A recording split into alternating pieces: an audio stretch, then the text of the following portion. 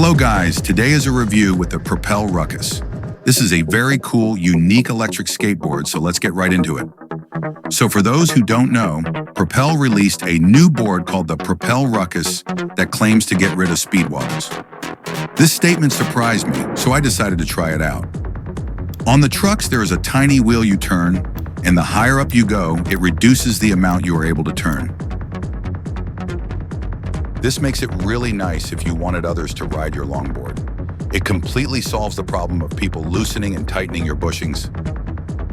And now I'll talk about the riding experience. This is unlike any board I've ridden.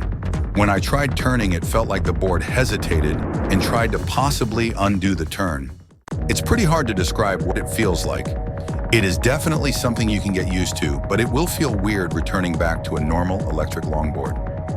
But now let's talk about the speed. I was able to go up to 34 miles an hour.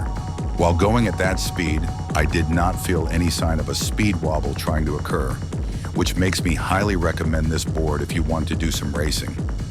Although one thing I would like to point out is the flex battery design. From my riding experience, it still feels like an ordinary stiff board, although it still feels really nice riding with the 7-inch wheels absorbing the bumps. With the range, I was personally quite disappointed. They advertise about 26 miles of range, but I'm only getting about 17 miles. Just for reference, with the Propel Pivot GT with their 6-inch wheels, I typically get about 25 miles of range.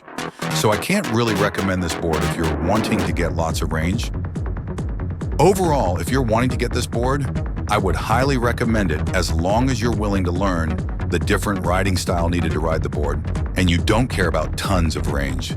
This thing will be a beast if you're wanting to do any racing, or you don't want to feel bumps on roads or sidewalks.